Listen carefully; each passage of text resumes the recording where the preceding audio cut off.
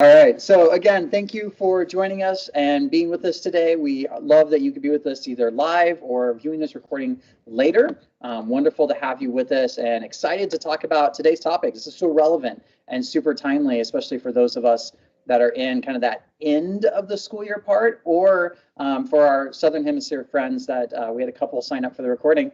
That will get this, maybe some fun things to really jumpstart and get into some things in your school years, which is really cool. So my name is Nathan Wells, and I'm excited to kind of host these webinars. We've been doing them throughout the school year and excited to kick them off next school year as well. I was a former middle school and high school teacher and ed tech coach and coordinator of educational technology here in Central Phoenix, Arizona, where I currently am, about to move across the country. That's a separate topic. And then my colleague Becky is with us today. So excited to have her share about some lessons she got to do with some kids. So I will turn it over to her. Hi, everyone. Thanks, Nathan. I am excited to share with you all today something that was a really exciting part of my March this last year, and that is that I worked with a group of middle schoolers for a week. So I have not been in the classroom for a while now, but I maintain my credential. So every couple years, I find a reason to go in and adopt a class of students. So this year, I was renewing my National Board Teaching Certificate here in the United States. It's the National Teaching Certificate. It's kind of the most rigorous one that you can get as far as teaching credentials go. And it lasts for many years, and I needed to renew mine. And so I adopted a class of middle school students. In the United States, these students are around 12 years old. And my endorsement is in English language arts for early adolescence. So this is specifically the age level that I have to work with to renew my certification. Worked out perfectly to spend time with them. These students are in what's called an AVID class. AVID International is an organization that helps support students in just general life skills, self-advocacy, note-taking, organization, and also college and career readiness. And so these students were kind of a perfect place for me to go in and work with them on some special concepts. So I'm going to share with you what we did. We used Canva, we used School AI, we used PowerPoint's Speaker Coach to do this lesson series. And so I'm just going to kind of talk us through and showcase some of the things we did, model some of the things we did. You're going to participate in a space with me in School AI. So we'll just walk through that and see those things together. I see lots of familiar names on the call. Lyneth, I was just watching you present about an hour ago, so that's really fun.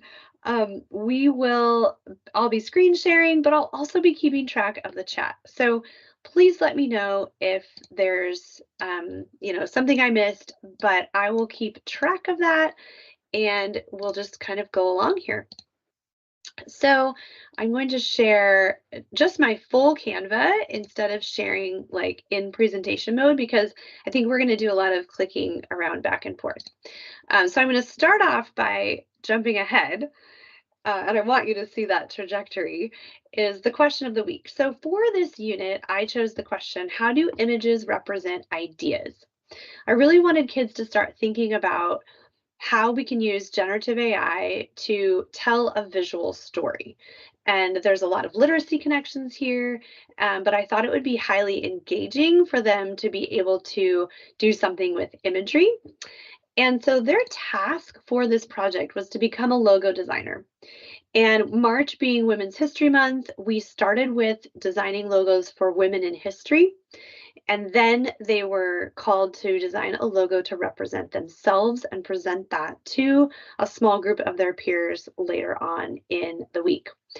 So to do that, the class that I adopted is used to having a very specific format for their entry tasks every day, digital entry tasks. And so I wanted to follow that for the classroom teacher, so she would have consistency, their usual classroom teacher. And so every day she gives them what day it is. So Monday, March 18th happened to be National Sloppy Joe Day. And then she gives them a word of the day to increase their vocabulary, and then like a thought of the day, like kindness or empathy or positive habits, like whatever it is she wants them to focus on. And then they complete an entry task, and she uses Google Classroom in a Google form that shows kind of their understanding and also gives them an opportunity to tell us, is there anything you want to tell me about? Like, I had kids say, I just made the volleyball team, or my mom was out really late and I didn't get my permission slip in on time, or, you know, whatever update over the weekend. I'm really tired today, whatever it is, kind of like a reflect check-in. And so we start every day with these, but I tailored them a little bit. So for every national day, I used AI to generate an image that matched. And I also used Copilot to help me generate like a fun kind of marketing language word that fit the national day. And then we also taught a concept. So we would talk about, what does the word relevant mean? And we talked about a company logo that fit that concept. So in this case, this is, of course, Target. I think probably everyone on the call recognizes that logo just based on looking there. But if you didn't, that's Target Corporation. And the word of the day was relevant. And we talked about how this is a very relevant logo. It is literally the name of the company.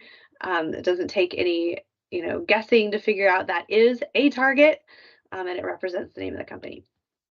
So then we jumped in to introducing the actual question of the week to the students, what their task was going to be. And then the next thing we did was we used a sidekick.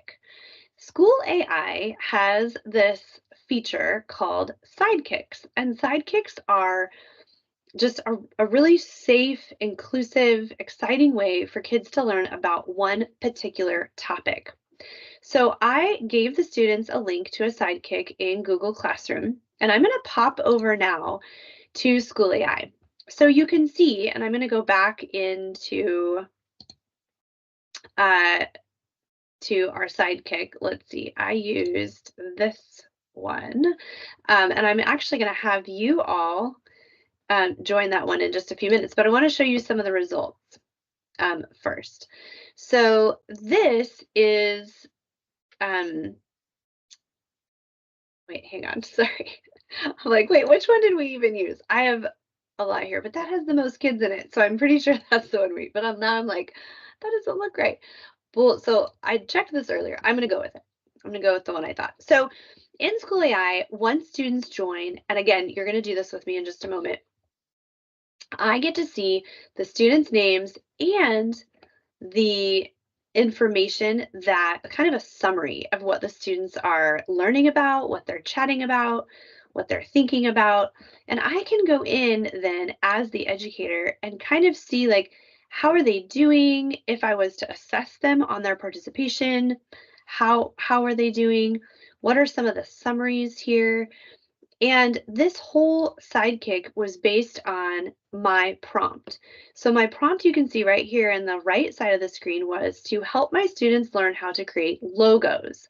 This should help them think about design concepts. It should give directions on how to learn about a person or an idea and then design a logo about it. So this is what I told Sidekick, the generative AI tool, to do with the students. And if we go into one particular student, I'll just choose the student here. I can see this student's entire script. So you can see the student said, okay, I would like to create a logo for Amelia Earhart. What symbol do you think captures that? Oh, and the student replied, airplane. The generative AI responds with, oh, that's an excellent symbol. Think about how to make it unique. You'll notice that there are student typos. They're not using great grammar and conventions, but School AI is able to understand what the students are communicating and provide them with a really conversational interface, which is really, really cool. So every single student of the 28 got this individual experience to think about logo design. Then we came back together, and these squares were empty at the time. I had this displayed on the board, in front of the class, and I had them brainstorm some ideas based on what they heard in their unique, individualized conversations. And so I actually hand wrote these in digital ink and then later added them in text, so we could refer back to it together. But they came up with these things, that logos should include a color and maybe a sport or a hobby, a keyword, an emotion, a place, a symbol. So after that point, again, because it was March and Women's History Month, School AI had just launched all of these amazing spaces. And so what I did is I set up a space for each of the 4 women I chose. Now there were, I don't know, like 12 or 16 different women I could have chosen from. I tried to just choose a variety. And you can see I had 9 students choose Jane Goodall, 4 chose Harriet Tubman, 3 chose Frida Kahlo, and 15 kids chose Amelia Earhart. And so they had all access to all 4 of those, and they could choose whichever woman they wanted to explore. Once they were in the space, their job was to kind of interview this woman in history and be thinking about how they would represent that woman with an actual logo. And what was cool about that is this took me minutes, like 2 minutes to set up and then grab the link for each of these spaces for each of the students. And the students had, I'm going to call it double autonomy, double choice. So not only did they get to choose which woman they pursued in this activity, but they also had full autonomy over how the conversation went. It's really interesting to go look at what the students think about and what they're reflecting on. And I love that School AI gives me really quick analytics and insights into students who are maybe off track, or I'll call it being a ding dong. I hope that's appropriate in every language that's seeing this recording, but basically just kind of being silly, right? And so there were a couple of students that came in and I was like, hey, it doesn't seem like you're really engaging with this. And I was able to glance here quickly, then walk around the room and check in with those students and kind of redirect. But the prompts themselves, the spaces, redirect the students. So if they're writing something totally off base and inappropriate, the generative AI tools just kind of guide them back into the conversation. They don't let them get super off track, which is really cool. So that is something I want us to try together. And so this arrow is my reminder to like go out and look at School AI with you, but I have it set up for something to do in just a few minutes. So hang with me. Once the students did that, I had them get together in their groups. So all the Frida Kahlo students, all the Amelia Earhart students, and so on, and I gave them big sheets of poster paper. And their job was to write down nouns, adjectives, and verbs that represented the woman that they studied. And this went really successfully because they didn't have to come up with nouns, adjectives, and verbs on their own. They were prompted through the School AI space. So they were kind of handed the information. I don't know that we could have done all of this in one class period, one 52-minute class period, if we didn't have that personalized, scriptive, generative content coming to students. I can truly say that every kid participated. We had markers, they were brainstorming on the paper, talking. I was actually really impressed with some of the kids who had kind of been off task during the space time. There were 2 young men in particular who just wanted to break it, but they still came to this group time with interactions and with words they could share because School AI kept like lassoing them back into a conversation. And I just thought that was such a great way to use generative AI to kind of wrangle kids back into place. Because if I had distributed, let's say, an article from National Geographic Kids to these students, those kids that were really off task during the spaces time would not have had, in my opinion, would not have had much to share during the group time. But because the tool kept presenting them with fresh information and content and like wrangling them back into the conversation, they had things they could contribute. So I was really impressed with that. On day 2, can you believe all that happened on day 1, my first day with them? On day 2, same entry task, right? What is the national day? What is the word or phrase of the day? And what is the concept of the day? The concept of the day that day was simple. And of course, the Nike logo. I did have one student claim to have never before seen the Nike logo in his life. And then I pointed out the student sitting next to him had it on his shirt. And so that was a funny little conversation. Y'all know how middle schoolers can be. Super fun. So the next thing we did was we looked at their word lists and we did a quick reminder on what adjectives, nouns, and verbs were. And then I had them circle just a few nouns and adjectives and verbs on their giant poster paper. Then we all sat on the floor up front in the class while we drafted prompts together. So here's what that looks like. These are words and prompts that the students generated with my support. So for example, for Harriet Tubman, their words that they circled were freedom and perseverance and courage and railroad. And so we added those together to a prompt with my help in the phrasing of putting that in. Now, something interesting that happened, we actually started with Frida Kahlo. And this is the image that Canva's Magic Media created. So let me show you how that works. I'm going to take this prompt that we wrote together, and I'll just add a new page here inside Canva. And then one of the apps in Canva is Canva Magic Media. And I just tend to find it with the word magic, but it's saved in my apps now, so it comes up pretty quickly. But Canva Magic Media is built in. It's enabled in education tenants free, and we hope safe and secure because Canva Education is putting this out for kids. So they can use this too. So I just pasted in the prompt that we created and then chose generate image. You might have noticed at the bottom there is a token count here. It's not really a token, but like a number of times count.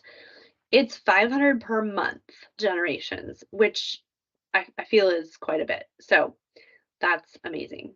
Magic Media is going to come up with 4 images. And the students and I did this together in the front of the classroom. And one of the things that they noticed right away, and I'm going to just drag these over to kind of save them in the space, the ones that I like. One of the things we noticed right away is the gender bias in image generation.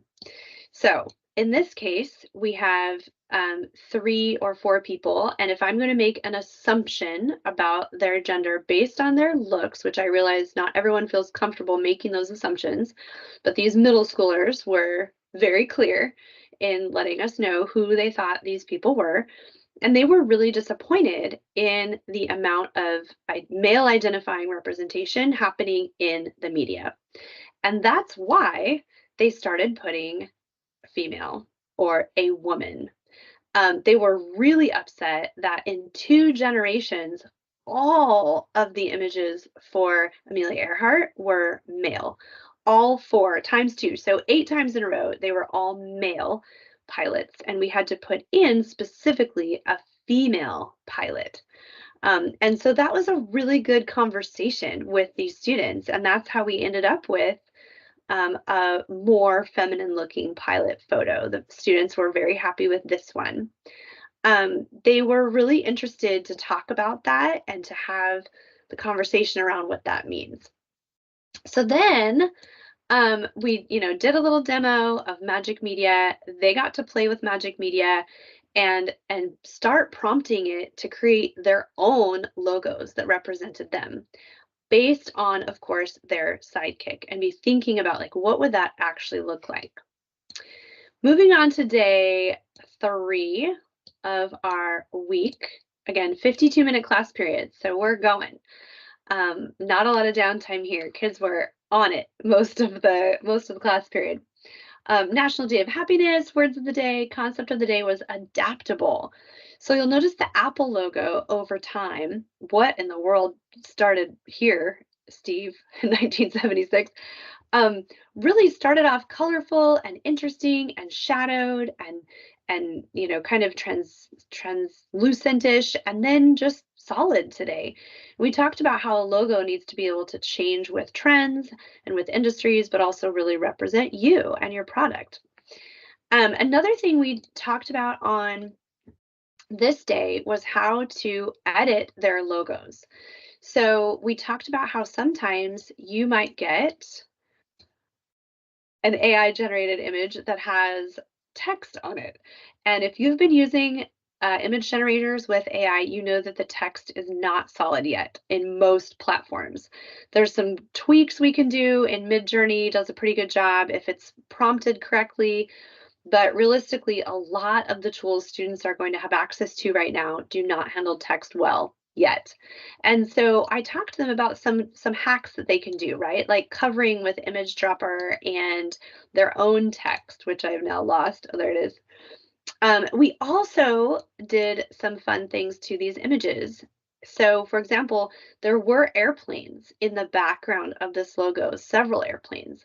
And so we used, yet again, the edit magic features in Canva we magic erased some of the airplanes. We, in many cases, removed a background. So for example, if I go over to this logo here, I choose edit image and choose background remover, Canva is going to pull out that entire background. The students were really focused on having circle logos. Like that was important to many of them. And so I showed them some of these magic AI powered tools in Canva that allow them to really tweak the image how they want it to. So just an example of Magic Eraser in Canva, if I just sweep over these birds, it should, oh, and then click erase, it should remove them and just leave the pretty sky in the background. And I didn't really quite get all the bird there, so I'll do that again. But there were, again, more planes in the background here, and so we removed them with Canva Magic Eraser. So students were really excited about that because it allowed them to further customize their logos. In fact, I had one student who had a logo with 3 pieces of sports equipment, and he really didn't want the volleyball, but for some reason, every time he generated based on his prompt, he got a volleyball out of it, but he wanted a football. And so I showed him how to magic edit the volleyball into a football, and it didn't do a great job. So then we decided to magic erase the volleyball. It did an amazing job with that. And then he just brought in his own football from Canva Elements. So really fun to watch kids use AI and then customize based on their needs. So when we talked about logos, we really wanted to be thinking about students past, present, and future. And I gave them this sidekick to kind of help them brainstorm if they were stuck. And I have a quick little story about that, and then I'm going to put something on screen for you to try out also. But one of the things that made me just thrilled as an educator was this. So I created a sidekick. I'm just going to pull it up here, and you'll notice only a couple of kids ever even got into it. And here's why. I created a sidekick that said, help these students learn a little bit more about themselves to design a logo. Ask them questions. Ask them their favorite things. Ask them how they want to represent themselves in their future. I told School AI, these are middle school students, use a tutoring style. Help them see connections between their interests and design elements. I put this up as an assistant for kids who were stuck. We all know that we're, circulating 25, 30, 35 students during a class period. This class had 28, and we're not going to get to everyone. It's not possible. I also had 2 students absent the day before this, and so they missed all of the instruction on planning their logos. Where the other kids were like in creating logos already, these students were completely behind. So I set up this space, and 2 students chose to use it. Now, one of the students, I knew that Abigail got in and was trying and using this logo for support. I never knew that Sebastian used this assistant until I went back and checked in School AI. I will tell you that both of these students were able to be completely 100% caught up and successful with the task of the day without my hand-holding intervention. I would have done this work with this student by kneeling next to his desk and coaching him along. I would not have been able to help any other student during this time period, right? I would have been locked in with Sebastian, helping get him going because that matters to me as an educator. But instead, again, not replacing me, but amplifying my job. Instead, Sebastian got personalized help, came up with something that would work for him. So did Abigail. And I was busy circulating among all the students. So everyone got assistance from me during this time, and these 2 students got caught up and successful. That is an amazing amount of support to me and so incredibly valuable. For the 3 minutes it took me to set up this sidekick and provide a link, the kids who chose to use it were completely supported, and I just love that. So if you're interested in trying this out, you can scan this code on screen, and I'm actually going to, I know I just was so fast about that, but that's because I'm going to go over here to this active sidekick that I set up for today, and this will show again on screen. I'm also going to copy the link to the clipboard. Okay, and if you want to jump in and try this out, we don't necessarily have time to like review how it goes for you right now today, but I'm going to leave it open. So if you just want to test out what we did in School AI, I see 3 of you are already in. You can view this anytime. I have Pro, so with School AI, so I'm not going to run out of engagements for the day. The free version of School AI has a limit on engagements. It's 150 a day, so 150 student sessions per day. But I'm not going to run out. So anyone even viewing the recording, feel free to go in and check this out if you want. So just to wrap up what we did the rest of the week. So on Thursday, same idea, right? Same things going on. Concept of the day was memorable. And I talked about how the Amazon logo on their shipping boxes, they've now dropped the word Amazon and just have the smile, and we all know what is in that box. Well, we might not know what's in the box, but we know that it came from Amazon. Some students were ready with their logo this day, and so I provided an alternate activity on logo design and how logos have changed throughout history. And I did that through the Video Explorer activity in School AI. So all I did was found a video that I knew was appropriate because I watched the entire thing. It was 5 minutes long. I dropped the URL into an activity type called Video Explorer in School AI, and then School AI generated conversation questions throughout the video and stopping points for students to interact with and learn a little bit more. So that was kind of an anytime activity if students were done with their logos to go in and just learn a little bit more and be engaged in a personal way. Once kids were wrapping up, we actually took their logo from Canva and dropped it into PowerPoint. And the reason we went into PowerPoint is because of something called Speaker Coach. So in PowerPoint, I'm just going to go out to office.com and open PowerPoint specifically. One of the things that we have access to now is Speaker Coach. And if you go under, I always get just a hair stuck here because sometimes they move and we have dictate and that always trips me up. But I'm going to go to slideshow. Yeah. And then rehearse with coach. And so students practiced presenting about their logo with Speaker Coach. They had it listen to them. They had feedback about, if they were using lots of filler words, if their inflection wasn't great. And I had that in the Canva for them just to look at. So if you haven't used Speaker Coach before, it's incredibly powerful for, any kids that you're having doing oral presentations really rigorously and up. So in the US, middle school and up is a great range for this. I would definitely check that out. It gives students feedback and gets them comfortable speaking before they're in front of a live audience. Then Friday, our last day, of course, we still follow the entry task, word of the day, and the concept of the day was succinct. And I said, when you're presenting today, we want you to be succinct. Don't feel like you have to ramble on and on. Just explain your logo. Often with kids and adults, we'll just keep talking because we are nervous or whatever. And so that was their day to submit their logo to Google Classroom as their assignment. They had to submit a sharing link to their PowerPoint.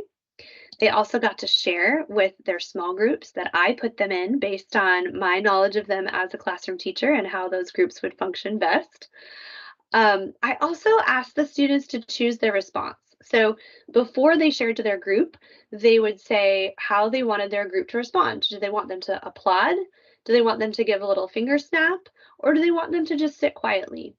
I believe that we should get to choose our responses and how people will acknowledge us when we're presenting in small groups. I've seen that be very successful with kids in the past. And then I also gave them a sucker, like a lolly, for their presentation. At the end, they also got to do a reflection and include an emoji on how they felt doing this project with me. So I know you're dying to see, these are just 3 of the student logos that were created out of the 25 that I pulled that I wanted to be able to share. I think they're highly imaginative and creative, and it was really cool to watch students do this work together. Thanks, Becky. Those are amazing. I hope you all, whether you're live or watching the recording, can just get some amazing ideas